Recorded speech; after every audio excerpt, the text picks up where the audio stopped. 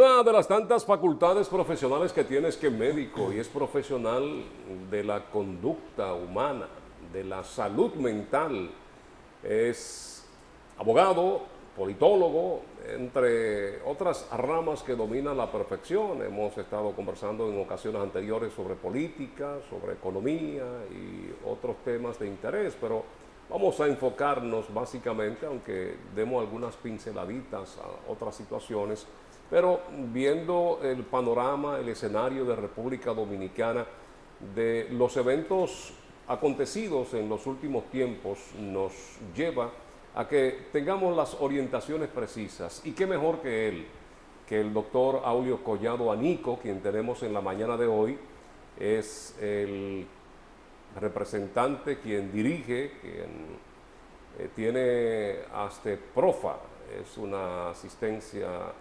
profesional que viene ofreciendo precisamente en este renglón. Buenos días, doctor, gusto tenerle por aquí. Muchas gracias, yo estoy aquí como que llega a su casa. Así es, que está en su casa. Usted nos honra con su presencia. Y yo con la capacidad que me da la vida y Dios de poder estar entre ustedes dos, porque ya eso va. Bueno, el privilegio es de nuestro, ¿eh? Así es. Yo siempre estoy más o menos a esta distancia, pero mirándolo desde casa. No, y eso se agradece, que lamentablemente, caramba, ¿verdad? Todavía la televisión no nos permite eso. Exacto. Saber quién nos está viendo en este momento, quién nos está viendo. Mucha gente sí no está viendo. Yo creo que sí, si es por el afecto que la gente nos da en las calles y nos dice, lo vemos todas las mañanas. Pues ya ese es un aliciente, es una motivación especial que nos hacen. Miren, con relación a la salud mental, que como sabemos, aquí en el país hay más de 50.000 psicólogos acreditados con ese 4 para ejercer la profesión. ¿Y eso es mucho o es poco? Porque se están quejando de que hay poco profesión. Psiquiatras. Nombrados, no, psicólogos. Psicólogos y psiquiatras, que son dos cosas muy diferentes. Sí, psiquiatra hay una carencia. Por ejemplo, si usted se pone a calcular en la provincia de Santiago, para no irnos al país, aquí hay muchos lugares donde no hay un psiquiatra. Aquí en Santiago, en el Cabral, iba a 7 psiquiatras, pero en el hospital llamado de seguro, el presidente de Treyoría, nada más hay 2. Pero en el hospital de niños hay 1 solo. Y usted se pone, entonces, se registran cosas como San José de la Mata, Baitoa, Sabana Iglesia, Villa González, Navarrete, Licey, Tamboril. ¿Qué es lo que pasa? Puñal. Pero es que gracias a Dios ahí no hay gente con trastornos mentales. Entonces nosotros necesitamos que ayer él hacía un comentario que yo lo hago mío, con su permiso, ¿verdad? De que son las universidades ahora y el ministerio abrir plaza para estudiar psiquiatría, plaza, especialidades. Es que la necesitamos. Miren, el anamnesis, es decir, el pasado que tiene el proyecto de salud mental que presento ahora, está en el año 1981. Junto con la Kelo de Alemania, la Pucamaima y la Organización Panamericana de la Salud, un grupo de especialistas dominicanos investidos de un conocimiento extraordinario. Yo acababa de llegar de Venezuela y la verdad que me encuentro en la Madre y Maestra con la oportunidad de hacer una especialidad en administración de servicios de salud. Y mi tesis, la de un grupo, no fue mía sola, asesorado por un técnico extraordinario, peruano, hicimos un diagnóstico nacional de salud. La Madre y Maestra, naturalmente, tiene esa investigación en su archivo. Estamos hablando del 88. Del 81. 81. Yo, en ese momento, porque una de las cosas que mi investidura de vida me ha dado es creer en los otros, también lo deposito en salud pública, que antes no era ministerio. Pero como laboré en el Seguro Social, también lo deposito en diagnóstico de salud. Bueno, yo creo que el abuelo mío que murió entonces le hizo más caso que esos organismos. A la razón de que hoy todavía lo que nosotros allí concluíamos y nosotros decíamos como una sugerencia que se formaran médicos familiares en ese tiempo, que se formaran más psiquiatras y psicólogos clínicos. Parece que escucharon lo de psicólogos clínicos porque hay bastante. Lo que no hay es ni médicos familiares en la proporción que lo necesitamos, ni hay psiquiatras tampoco. Entonces, ¿qué pasa? Que luego yo paso a presidir el MIUC a nivel nacional, como políticamente. Pues yo estudié ciencia política en la UAS, junto con Ventura Camejo, un grupo muy selecto. Radamés García, su amigo, todo ese grupo. Estudiamos ciencia política y ahí mi tesis fue precisamente una revisión de los criterios para que haya en escuela en los distintos partidos políticos donde el pueblo se exprese en las diferentes manifestaciones. Hice un proyecto de nación donde incluía la salud mental. Pero como decía Amarillo de Luz y Verde de Esperanza, aunque se lo entregué a... no hicieron caso. Hipólito Mejía, en su gobierno, a través de la Dirección de Prisiones, me permitió hacer el primer estudio de investigación científica en este país. Yo lo presidía, pero éramos un grupo de 7 personas, médicos, y nosotros establecíamos los que estaban locos y estaban presos, y los presos que estaban locos. No le decíamos así porque es un término que no usamos ni en salud mental, no lo usamos, pero en ese momento lo usábamos para que nos entendieran. Señores, aquí hay personas que tienen el trastorno mental que no debieran estar en una cárcel, que alteraban todo ese entorno. Y encontré en Pedernales, pues yo anduve el país entero. Quiero reiterar con mis propios recursos. Porque otra cosa que yo he sido enemigo mental es andar estableciendo proyectos para que me lo financien. Yo no nací con esa característica. Yo soy Collado y soy Anico. 2 apellidos desgraciados porque a veces se me suben los apellidos. Se cruzan. Se cruzan. Entonces yo debo establecer aquí que ese estudio se hizo en todas las cárceles del país, cuyas conclusiones se le entregó a José Persia y se le entregó a Rosa, que era el Procurador General de la República. Bello Rosa. Bello Rosa. Para sorpresa mía, como a los 6 meses, entonces contrataron a un especialista español que vino y lo hizo, no sé por cuánto. Pero la sorpresa no fue esa, porque yo no tengo necesidad. El complejo de Guacanagari. Sí, no tengo necesidad de que me contrataran a mí. Y no estoy haciendo este proyecto para que me contraten tampoco. Sin embargo, las conclusiones de ese estudio era que había gente en la cárcel que tenían trastorno. Las mismas conclusiones. Ya. Parece que solamente, tal vez fue un olvido mío, porque uno ahora de viejo no me recuerdo, yo tengo ya 78 años, y yo digo, cuidado si fue que yo no lo firmé. Y le dejé un espacio para que otro lo firmara, porque eran las mismas conclusiones. Para que ustedes vean que esto no es algo que surge de ayer para acá, ni tiene nada que ver con partido político alguno. Esto es una investigación que pasa por muchas etapas. Miren, hay 7 investigaciones en la Universidad Dominicana OIM que han hecho los estudiantes de términos de psicología clínica. Una de ellas, el maltrato del pelo. Ustedes no se imaginan las niñas que le están haciendo esa trenza, que le están alando esos cabellos, que lo mandan para la escuela, pero es así, ya tienen la frente aquí.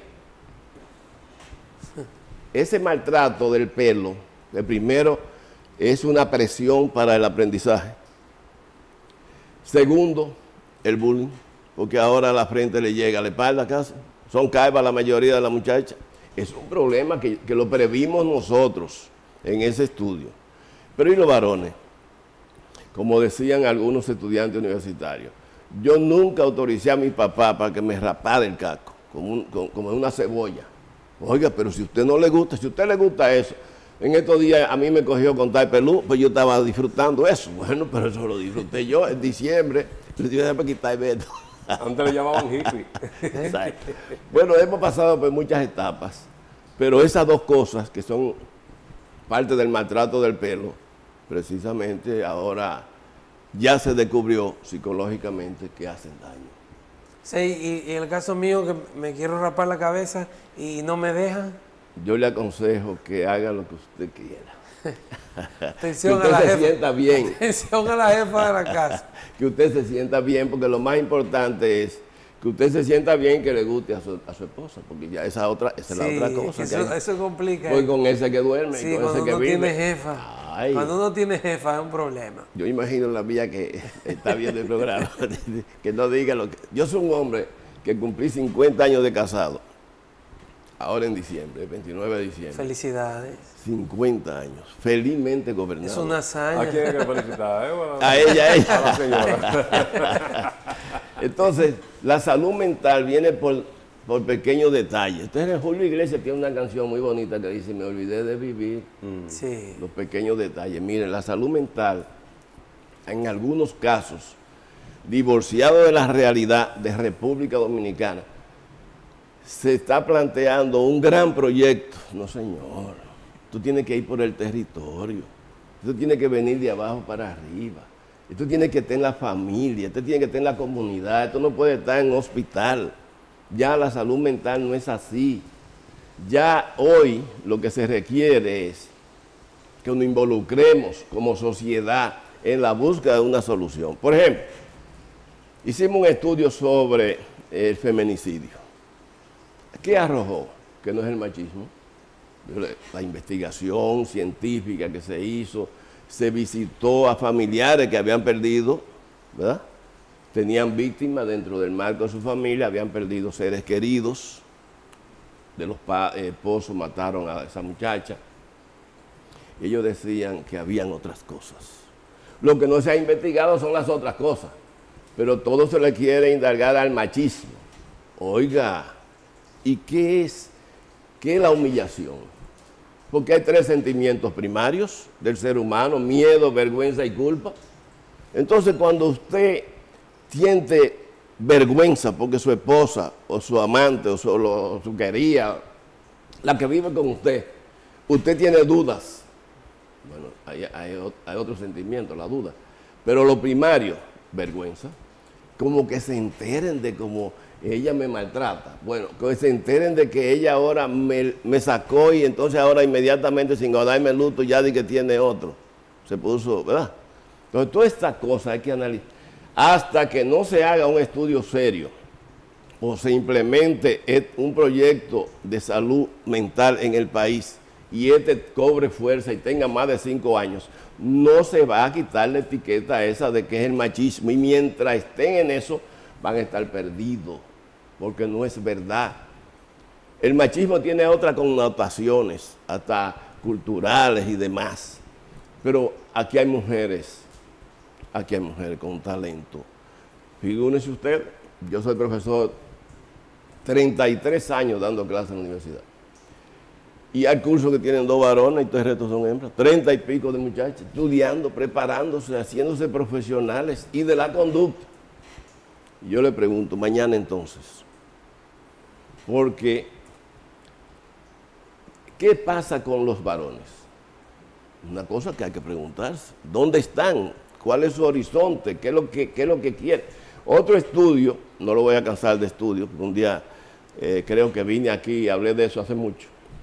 Todavía no estaba yo por aquí. Hermano, no estaba. Y ese estudio fue muy famoso, que fue el daño mental que hacen los celulares y que hacen la tablet y que hacen esos artefactos electrónicos en personas que no tienen higiene ni filtros mentales para usarlo, que se creen que la permanencia en eso no hace daño y que se hacen adictos. Por ejemplo, hay gente que no duerme si el celular no está cerca en la mesita. La mesita de noche. Bueno, ¿Y se puede poner en otro lugar? El mío duerme en la mesita de noche de la sala. Porque Ya. ayer que él duerme, ya he hecho de eso. Después de las 9 de la noche nadie me puede llamar. Ya no hay comunicación con usted. Porque yo veo una novela. Después que tú termines, yo me pongo. Con su manualcito corto. Veo una novela y después ya me cuento. Porque la vida es esto. Ahora bien. Doctor, ¿cómo está impactando en la salud mental de la población en general las redes sociales? Pero de una forma positiva en el sentido de que nos comunica, nos da la oportunidad de conocer, nos permite investigar, bueno, ahora le hablan y el aparato hasta escribe. Esto es una cosa, por ese lado estamos. Yo no sabía que antes de morirme yo iba a vivir esa facilidad. Lo que no veíamos en esas películas ahí. Exactamente, pero por otra parte, los medios electrónicos están haciendo tantos daños que como abogado te digo que el delito de alta tecnología aquí ya es una realidad concreta. Entonces, hasta ahí está llegando la cosa. Pero hay dos cosas, y antes que Xiomara llegue, mire, con ese sabrosísimo café, le voy a decir una cosa. En este país, lo primero que hay que reformar no es la Constitución, son los juegos de azar. No es posible que la ludopatía no coma un % elevado de los seres de esta tierra. No es posible que nosotros no seamos capaces como sociedad de frenar lo que aquí se ha vuelto ya una cosa extravagante, que son las loterías diarias. Y permanente, a cualquier hora. Esto es increíble. Vamos a recibir a Xiomara. Correcto. Para que después tú nos digas cómo podemos lograr eso. Saludos, Xiomara. Aquí Xiomara está Xiomara, Fernández. con el Café Santo Domingo, lo mejor de lo nuestro en estas presentaciones que tenemos por aquí. Gracias, Xiomara. El tapa roja, que es el tradicional, y el verde, que es el descafeinado. Café Santo Domingo, lo mejor de lo nuestro. ¿Cómo podemos desmontar esta estructura que motiva, impulsa la ludopatía en la República Dominicana, esa adicción a los juegos que se ha llevado no solo los ahorros de familias, las herencias de familias, sino también vidas, las ha cobrado? Mira, una de las cosas que arrojó ese estudio fue precisamente que antes, cuando era una vez a la semana, que era los domingos, menos personas eran adictos al juego, aunque habían, pero mínimamente, ¿verdad? Pero es que ahora el problema es la incertidumbre. Cuando un pueblo, cuando una sociedad tiene mucha incertidumbre y muchas carencias y muchas deudas sociales, cuando ve una apertura, pues la cree. Por eso la pirámide y por eso otros tipos de modalidades. Antes era SANES, que tú pagabas 11 meses y te daban un SAN de 10 meses. Pero eso era antes. Y se hacían sociedades mutuas y una serie de cosas que no tenían esa característica. Pero, por ejemplo, independientemente de a quien le toque y quien sea, ¿tú crees que es posible que yo sea el dueño de 1000, qué sé yo, cuántas bancas, 2000, no importa, el número no importa, que yo lanzo un número yo mismo? Así que el Estado no tiene ni siquiera la capacidad de él. Bueno, está bien, ustedes quieren ser, sí, pero el loto yo lo voy a tirar, dice la Lotería Nacional. Y los diarios yo los voy a tirar. Y no hay que cerrar ninguna de ellas, se cierran solas. Entonces yo pienso que la ludopatía, que es un elemento a tomar muy en cuenta, que como usted señala, ha hecho mucho daño, más que el cáncer. Más que el cáncer. Ha hecho más daño que cualquier enfermedad de la conocida.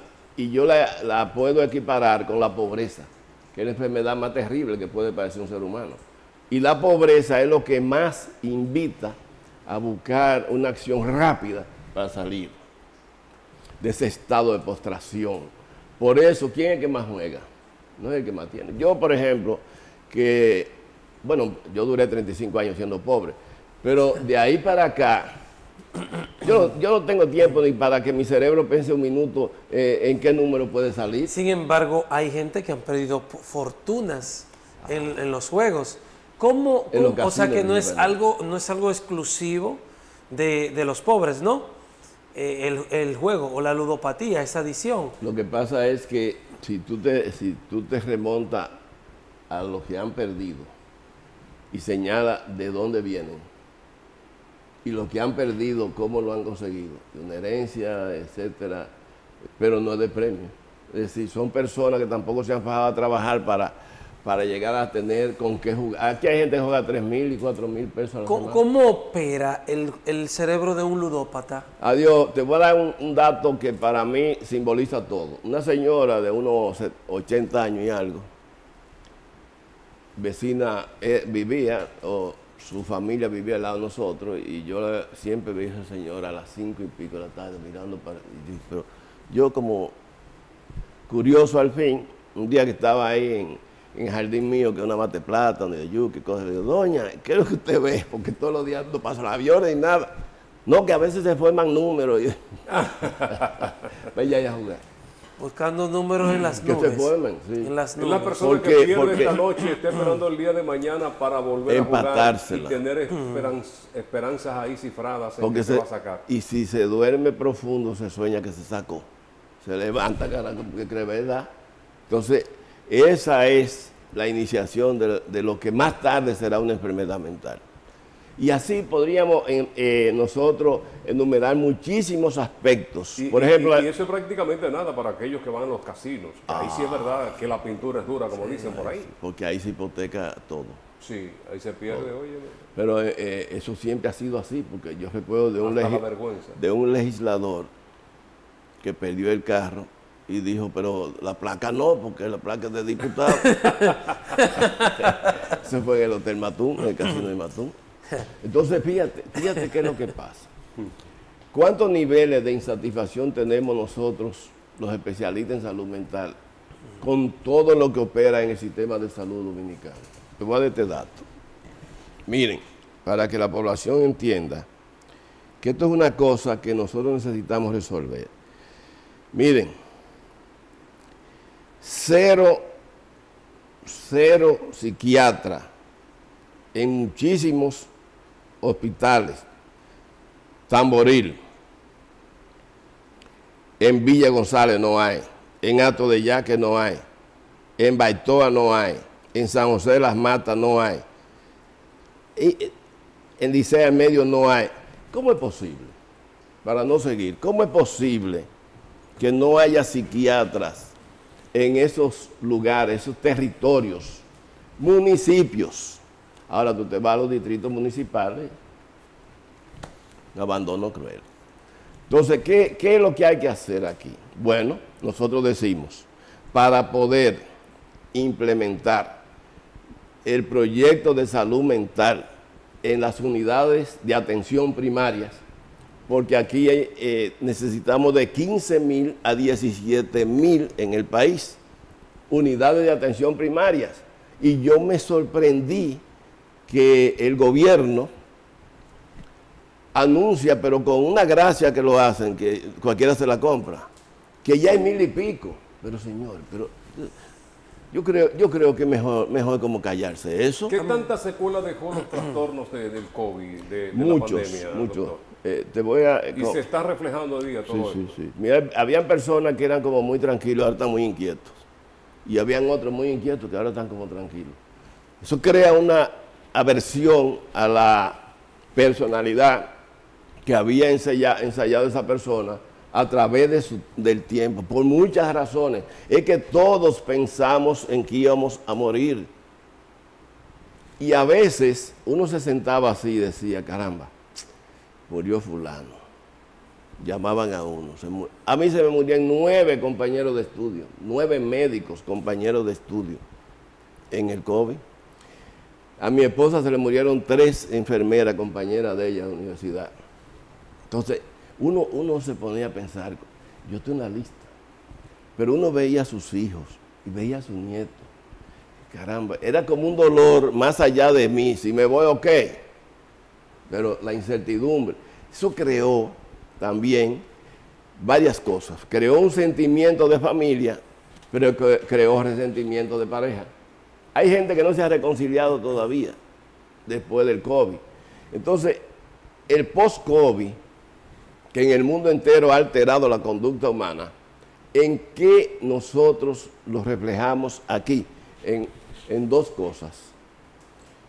Las personas están mostrando en este país, por primera vez en la historia, haber convertido a un pueblo afable, familiar, en un pueblo agresivo. la delincuencia ha tomado curso. Yo decía ahorita, ¿dónde están los varones? Bueno, es que ahora hay que darse pronto para conseguir las cosas. Y cuando tú le hablas de estudio, de investigación, de especialidad, de subespecialidad, dice, pero ¿y qué tiempo dura eso? 20 años, 15 años, como que no está hecho para mí. Pero resulta que cuando, por ejemplo, yo le digo, pero a los alumnos míos, es que ustedes están pensando como que se van a morir jóvenes. Yo tengo 78 años y ahora acabé de hacer la especialidad en delito electoral y voy a comenzar otra cosa ahora en enero, porque ¿qué voy a hacer? ¿A qué voy a dedicar mi vida? Ya a investigar. La educación es continua. Claro, porque el problema está en que si hay alguna estructura que después de la pandemia ha sufrido en el mundo una guerra terrible para devorarla, se llama la familia. Nunca antes había estado tan amenazada la familia.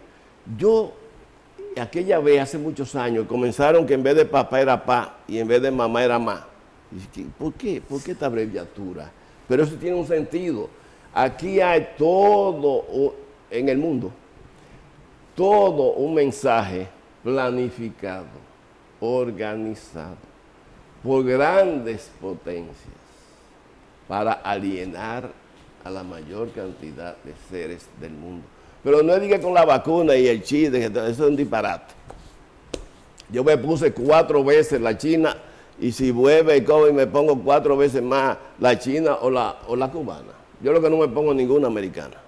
¿Cómo, doctor, se relaciona la depresión con la salud mental? Pero en una forma dinámica. Fíjate cómo llega la depresión. Por ejemplo, una persona tiene una información que lo impacta. Ese impacto crea una sorpresa. Esa sorpresa te crea un estrés. Si ese estrés se prolonga por una situación u otra, te crea un síndrome de postraumático. Esa situación te llena de ansiedad. Esa ansiedad te va a conducir a una angustia. Esa angustia te va a desesperar. Y esa desesperación angustiosa, por eso se llama depresión, te quita la expresión de la vida y te coloca entonces en un estado de depresión que si no se trata, que es donde voy ahora, si no se trata a tiempo en la comunidad, es muy probable de que ese ser humano que ha pasado por esa situación y que lo ha manejado solo, no tenga los recursos para poder, científicos diríamos, para poder interpretar qué es lo que le está pasando, porque me pasa a mí y a los 5 minutos yo tengo una respuesta. Mira, yo iba con mi esposa en la autopista, me llama un hermano. Yo había hablado con el hermano mío más pequeño que yo, hacía apenas 1 hora y algo, me íbamos a juntar esa noche, tal, y me llama, me dicen Alito, eso es de muchacho allá en el campo. Soy hablo y me dice Alito, pues sí puedo, cuando yo estaba chiquito, pero creen que uno no creció. Alito, a Iván le dio una cosa en la casa, digo, ¿cómo? Pues yo voy para allá, estoy dando la vuelta y vuelvo y suena el celular, dime, se murió. Yo realmente te puedo decir que el impacto fue tan grande, la negación mía, todo esto, yo como que lo niego lo primero, pero al tanto yo digo, es cierto, puede ser verdad. Cogí para allá y realmente viví ese duelo profundamente, me duele todavía, yo fui con un papá para él toda mi vida. Y yo recuerdo de chiquitico, yo lo llevaba de mano a la escuela. Pues esa es otra cosa que un estudio que hay hecho. Fíjate que una cosa me conduce a la otra. Hay padres que no entienden que tienen un hijo de 8, 10 años y una niña de 6. Y entonces lleva a la niña a la escuela, él no es el papá para estar llevando a esa niña a la escuela, eres tú el papá o la mamá. Es que él tiene que estar en su estudio, él no puede estar allá en el curso en tercero y la otra en primero, pendiente de cómo está la niña en el recreo. No. Una de las cosas que acabamos de hacer este mismo cuatrimestre pasado, un estudio en la universidad, fue eso. Los niños paternizados, ¿qué problema más grande tienen después que se casan? Las niñas maternizadas, una niña de 10 años atendiendo a los hermanitos, ¿Y dónde va a conducir eso? Y ella es madre de 10 años, y cuando ella se case, ¿y cuándo que va a ser niña? Entonces habría que plantearse la enfermedad mental. Oiga, decía anoche un psicólogo, me decía, profe, es que la psicología ha avanzado tanto que ahora estoy con esa mina, tiene problemas mentales. Tenemos que ir a la pausa. Vamos a publicidad, ya regresamos. El doctor Aulio Collado Anico está con nosotros, estamos hablando de salud mental. Regresamos.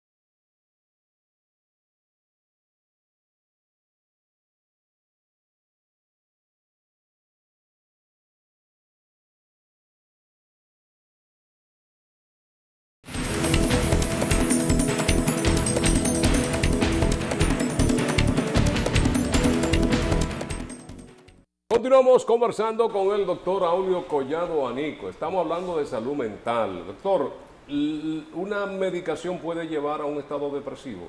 Sí, claro. Hay muchos medicamentos, bueno, todos los medicamentos, y es bueno que se sepa, pueden dar efectos secundarios e indeseados. Y hay que tener mucho cuidado cuando una persona implementa un tratamiento para cualquier problema. Puede ser hasta para una simple gripe. Eso que tú me dices me recuerda, pues nosotros los viejos vivimos de recuerdos, tú sabes, como las canciones viejas. En San José de la Mata, una señora comenzó a tener alucinaciones visuales y auditivas. Inmediatamente lo llevaron allá donde un médico le dijo que eso era esquizofrenia. Mami, entonces ella tenía una sobrina estudiando psicología y me dijo, profe, yo necesito que una tía mía traiga. Yo veo a la señora, entonces me hacen la historia, la anamnesis, la historia clínica, y yo le pregunto, ¿cuándo le comenzó? Él tiene una gripe, un jarabe. ¿Trajeron el jarabe? No. ¿Cómo se llama el jarabe? No sabía. Me traen el jarabe. Cuando lo veo, exactamente. ¿Desde cuando ellos siguen dándole jarabe? Porque ese es el problema. Como ella estaba así, dije que a veces hacía, entonces creían que le seguían dando el jarabe y ese jarabe le estaba produciendo alucinaciones, ese trastorno. Digo yo, mira, rompe ese jarabe, por favor, y tráemela en 15 días. Como a la semana me llamó. Pero ella ya está, como que no ha pasado nada. hasta para Nueva York se va, digo que le vaya bien, es jarabe.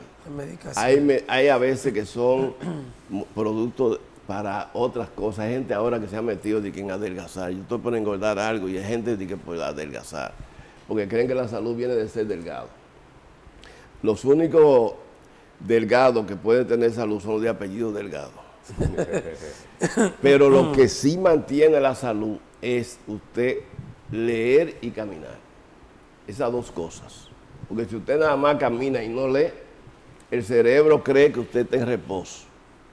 Salud mental. Sí, sí. Para usted mantener ese cuerpo que usted tiene, con una buena energía, con esa vitalidad, usted tiene que poner bien sus filtros mentales.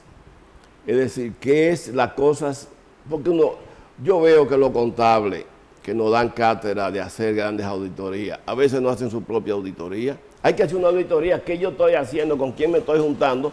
Que me está dando toxicidad. Entonces deja eso. Tú no estás obligado a eso. Ni siquiera tener tu compañera, porque no son familia.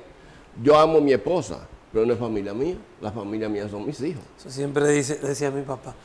Doctor, ¿desde dónde se puede ver? Hasta donde se puede ver, porque no la tenemos sentado en no la tenemos sentada en el diván de un consultorio clínico.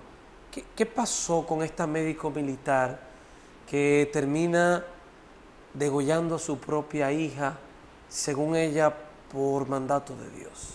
Bueno, lo primero que hay que esperar, o sea que yo tengo dos condiciones, condición de especialista en salud mental y de abogado. Yo tengo que esperar porque la actitud del esposo, que es el papá de la niña, me trae otra cosa, otra lectura, porque entonces él dice, como no te apures, que todo va a salir bien. Tranquila, amor, le dice, tranquilo, que todo se va a solucionar. Entonces hay una cosa como que no está clara. ¿Habrá una tercera persona? Habría que esperar para uno poder entonces... Pero parece que ella ya sí confesó que ella lo hizo por orden de Dios. Dice, las manifestaciones mismas que ella estaba presentando inducen a eso. Lo que pasa Estamos hablando de una médico, problema de salud mental, quiero decir. Sí, claro. Mire, lo primero es que ella en su estado de pérdida de contacto con la realidad, de psicosis, puede ser capaz de realizar cosas que ella misma no tenga ni siquiera noción de que lo hizo.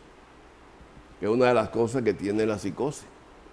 En el caso de la especie de esa señora, médico por demás, militar, es decir, dos disciplinas, porque hay que saber lo que la disciplina de un médico no es cualquier disciplina, una cosa regia. Pero cuando eso también es militar, entonces son dos cosas. Entonces, ¿qué pasó en ella? Dicen que de una iglesia, que de Dios, no, pero hay algo más. En todo esto hay algo más. Algunos dicen que ella está embarazada.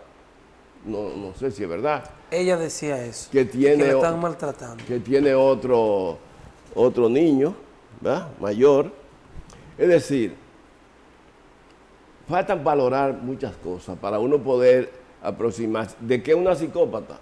Bueno, eso ya quedó evidenciado. Porque por su estado de enajenación mental, perdió el contacto con lo que estaba ocurriendo, y aunque su hija estaba ahí muerta, ella estaba aquí como... Y la iglesia, la comunidad en la que ella hacía vida espiritual y religiosa, ¿necesita un proceso de sanación? No, porque hay una situación. Fíjate lo que pasa. Como les dije ahorita, que hay toda una programación en el mundo como para crear situaciones en los diferentes niveles, incluyendo la fe, porque hay contra la familia, pero hay contra la iglesia. Aquí hay personas que no tienen filtros mentales ni en la lengua, que hablan mal de las iglesias, de los médicos, de los psicólogos, de los maestros, de los ingenieros, de los comunicadores, de los periodistas, locutores. Entonces tú le dices, después de oír ese discurso de negación, dices, ¿y usted está de acuerdo con quién? Con nadie, porque han caído en ese estado.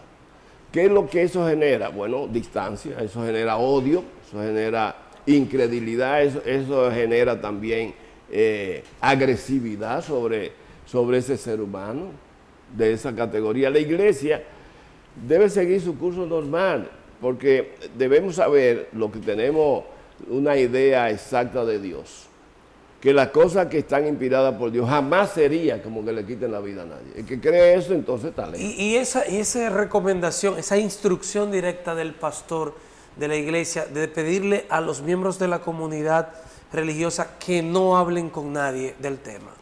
Ese cerrarse al tema es saludable mentalmente hablando. No, al contrario, a él deben investigarlo. Algo oculta. Claro, algo sabía él. O no sabía nada, es un ignorante, porque también es otra cosa. Porque le voy a decir, para ser sacerdote, bueno, yo recuerdo que mi papá siempre hablaba con Agripino de toda la peripecia que pasó Agripino y que pasó el padre Juan, sus parientes. Yo recuerdo mi tía que era monja, todo lo que pasó para llegar a la congregación y de ahí a consagrarse. Entonces no es fácil. Ahora, ¿qué pasa un pastor para fundar una iglesia de las otras? Yo realmente no creo en las religiones, yo creo en Dios. Pero pienso que esa parte humana hay que pulirla, hay que prepararla. No todo el mundo puede dirigir una iglesia. Mire, ese señor hay que investigarlo. Han ocurrido hechos, doctor, que poderosamente llaman la atención porque han sido o recurrentes o muy cercanos uno del otro. Tenemos la joven que se lanza de un cuarto piso con una niña en brazos. Dice el esposo que visitaron varios centros, lugares, no pudieron atenderla por problemas ya que presentaba, donde psiquiatras que no tenían cupo, los que estaban, va a un hospital, no está ahí el médico ese día. O sea, ¿cuál es el mundo de esas personas que están padeciendo estas manifestaciones? Miren, precisamente en una interrogante así, no tan preclara como tú me la presentas, fue que se inspiró realizar este proyecto de salud mental. Es que las comunidades están huérfanas de esa posibilidad de la asistencia, porque ahora se da el caso de que el gobierno tiene una línea de teléfono, pero oiga por Dios, ¿qué es eso? El Ministerio de Salud Mental tiene una línea ahí. ¿Pero a qué? ¿Para qué? ¿Qué es eso? Lo que se ha presentado es como que... Un 911. Sí, pero parece que es que se ha visto que hay una gran parte de la población que tiene miedo de que lo cataloguen de loco, de que tiene problema mental por apersonarse a un consultorio psicológico o psiquiátrico. Vamos entonces a darle crédito a la necesidad urgente social de que en las comunidades funcione la unidad de atención primaria y dentro de esas unidades estén entonces los especialistas en salud mental. Pero porque eso están en la comunidad. No seguiría esa percepción que hay en gran parte de la población de que el que va a un psicólogo porque está loco. No, pues te voy a decir ahora. Aquí tenemos el Juan 23, que está en la zona sur de Santiago, que es un ejemplo. Ellos antes tenían, como en toda parte, la persona tenía que ir a consultar. No, pero ellos se trasladan a las casas, a la comunidad, a las calles, y conversan con la familia. Entonces, dentro del marco, salen a relucir los problemas. Y esto está creando, entonces, un plan piloto interesantísimo que vamos a ver si eso es o no, y lo va a probar entonces cuando se implementen cada una de estas etapas del plan de salud mental. Porque, por ejemplo, esa gente fueron a un lugar, fueron a otro lugar. ¿Quién dirigió eso? Porque el problema es que es verdad que hay una carencia de psiquiatras en los hospitales, pero a nivel privado te encuentras donde quiera. Además, hay centros privados pequeños que te dicen como una verdad absoluta: mira, el problema es que los psicólogos y los psiquiatras, como que no, es un ginecólogo, un pediatra que te interna, que porque es un hotel. Entonces, fíjate, este proyecto, yo he tenido consulta con la Federación de Cooperativas Dominicana y con la Federación de Cooperativas del Cibao. porque hay que incorporar a esos 2 millones y tantos de miembros de cooperativas en este proceso, en las comunidades. Pero he tenido comunicación con la Asociación de Clínicas Privadas del Cibao, que tenemos mañana precisamente una reunión en Clínicas Corominas, porque ellos hay que involucrarlos, porque son muchos y están en lugares estratégicos de la comunidad. ¿Cómo se va a beneficiar la gente que nos está viendo de este proyecto? ¿De qué manera? De manera puntual.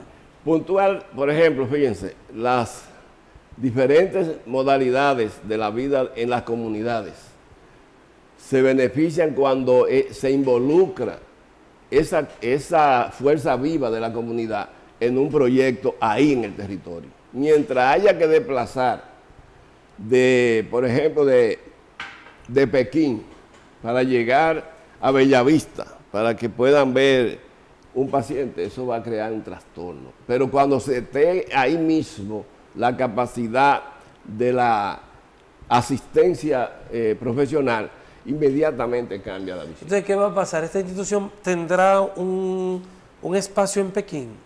En cada territorio. Físico, espacio físico. Sí, porque son unidades de atención primaria. Por ejemplo, si tú tomas, vamos a poner los salados. Los salados hay 2 clínicas pequeñas, que son la Guzmán y la Peralta. Resulta que eso tiene una población ahí como de 10.000 habitantes. ¿Qué hace el Estado? Que construye 4 o 5 unidades de atención primaria, pero utiliza esos centros como para comenzar de una vez. Pero eso mismo pasa en Bellavista. Vayas a Santiago Oeste, 270.000 gente vive ahí. Y ahí lo que es una policlínica. Exactamente. Y yo no sé si hay un psiquiatra ahí. No hay. Entonces, ¿qué pasa? Así como tú señalas, en cada territorio se va a hacer un diagnóstico que conlleva cuántas enfermeras hay, cuántos médicos hay, porque también hay otra cosa.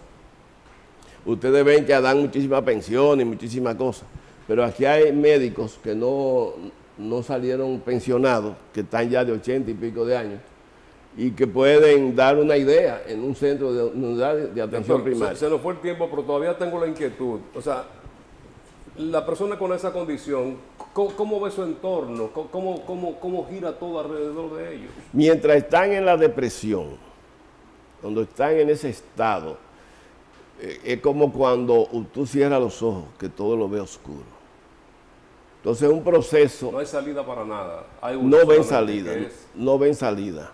Ven todo, se le ha cerrado, todo va en contra suyo y todo va como arriba de él. Por eso la decisión final. Por eso la decisión final. Pero cuando el psicólogo o el psiquiatra se sientan a hablar con empatía, con rapport, y le dice, mira, hay salida, mira por aquí una puerta, mira por aquí una ventana, mira una persiana de este lado, mira otra salida aquí. Wow, no la veía.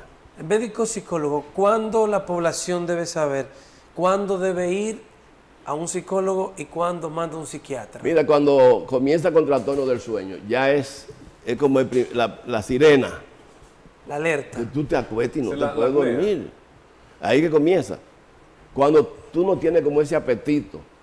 Hay señales, luces de bengala, diríamos, que te podrían decir, bueno, yo he modificado mi forma de dormir. Cuando había un psicólogo, habla. ¿Por qué? ¿Qué te pasa? ¿Por qué no duerme? Hay algo que preocupa. Claro. Que tú duermes con el celular y a las 2 de la mañana estás viendo pendeja. Bueno, entonces vamos a quitarte el celular. Porque eso te va a crear el otro día, ¿qué? Demasiado impotencia en todos los aspectos. Tú vas a perder de tu intelecto, vas a perder de tu trabajo, de tu oficio, de tu profesión, de todo. ¿Por qué? Porque se marca en el hecho de que tú no dormiste bien. No reposaste. El cerebro siguió. Entonces el cerebro es un órgano que también se acelera y se desacelera. Gracias, doctor. Gracias por acompañarnos. Como siempre, pues hemos compartido un momento bastante agradable y de conocimientos de esos que usted nos da y que por mucho tiempo ha dedicado. El doctor Aulio Collado Anico ha compartido con nosotros este espacio, el café de Diario 55, hablando de salud mental.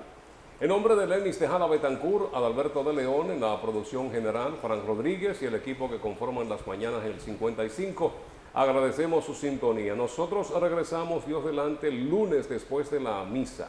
En una hora aproximadamente ya tendremos el programa Buen Día. Gracias por acompañarnos. Feliz fin de semana. Gracias a ustedes.